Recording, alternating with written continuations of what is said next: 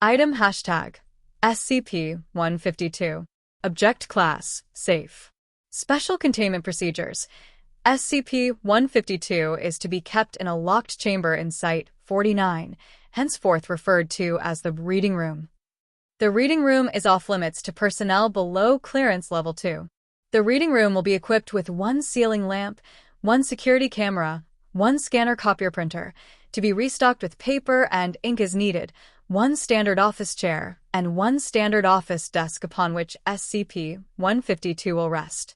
When not in use, SCP-152 is to be turned to its last page so that any additions made to it can be immediately observed. A single guard will be posted outside of the reading room to deter unauthorized persons from entering the reading room. All personnel are advised to remain quiet if they are near the reading room. Description: SCP-152 is a large, hardbound book with leather bindings. The paper inside resembles vellum and is written upon in black ink.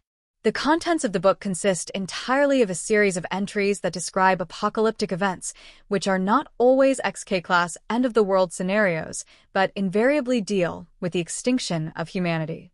The entries are arranged in chronological order, beginning with an unexplained spontaneous failure of the sun in 6000 BC and ending with other events close to the present day.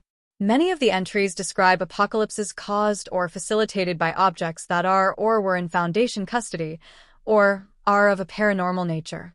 There are also records of human extinction caused by more conventional means, such as nuclear warfare or deadly viral epidemics. Each entry describes in some detail the events leading up to the calamity itself and the aftermath until the point at which the last human on Earth dies. It has been observed that the entries in SCP-152 change to whatever language the reader is most comfortable with, up to the point where the sentence structure can change significantly from reader to reader, or even begin using colloquialisms that only the reader would understand. Only the basic meaning of the entries remains constant. If multiple people are looking at SCP-152, it will read in the personal language of whomever began reading first. If no one is directly observing SCP-152, it will display the language of whomever read it last. Rarely, words will appear in the book that do not translate and instead appear as horizontally arranged calligraphic characters which have not been matched to any known language.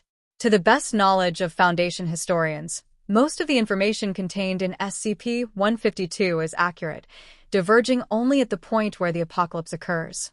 In almost all cases, the difference is that a few key decisions were apparently made differently in SCP-152's version of history, leading ultimately to humankind's annihilation. SCP-152 resists all attempts to change or write in it. Inks, graphite, charcoal, and other marking materials do not adhere to the pages and are easily brushed off. Lasers or other heat sources do not burn into the paper. Close inspection has revealed that foreign substances are stopped from actually coming into contact with the pages. At least 5 micrometers of empty space are always present between the pages themselves and any foreign materials that might come into contact with them. For this reason, SCP-152 does not decay, which also means that it has proven impossible to determine SCP-152's exact age. SCP-152 is self-updating, with newly inked entries and new descriptions of how the last human died appearing at unpredictable intervals, always on the last page of the book. The date that a new entry appears corresponds with the date given in the entry for the death of the last member of the human species. When space becomes an issue, extra pages appear along with the text, and the spine of SCP-152 broadens accordingly. There have been updates to the book since it came into Foundation custody. As with past events, SCP-152 has proven to be up-to-date on current events until a point at which a catastrophe occurs. Because recent entries frequently concern entities or groups of interest to the Foundation, including the Foundation itself, SCP-152 is to be checked regularly for any information of importance. Addendum 1. With the acknowledgement made that letting this thing lie around where the public could find it is dangerous to us, is there any real reason to study it? Outdated, hypothetical disaster scenarios aren't our concern. We've got plenty of real ones in the present to deal with. 05. Addendum 2. The book is accurate enough about pre-disaster Earth that it makes a decent guide to the present. Plus, it gives a little perspective on the big picture of what some SCPs could do if they got loose. I think all researchers with clearance ought to read the last 50 pages or so just to drive home how important what they do here is. For want of a nail, and all that. Dr. Jansen. Addendum 3. Jansen. Half the entries in the last 50 pages show the Foundation screwing up and killing everybody. 05. Addendum 4. Like I said, it gives a little perspective. Dr. Jansen. Incident Report 152-05. On the night of // the security guard on camera duty noticed that SCP-152 was missing from the reading room. However, by the time she had finished reaching for the switchboard to report this, SCP-152 had reappeared, and there was a new entry on the last page. As this was the fifth such occurrence of sudden disappearance and reappearance, refer to Incident Reports 152-01 through 152-04.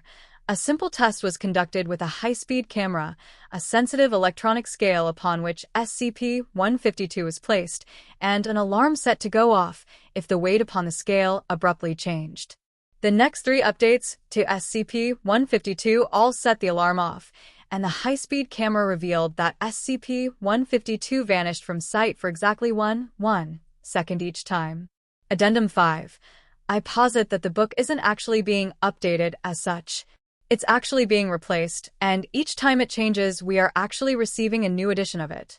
I would very much like to find out where these are coming from. Dr. Jansen.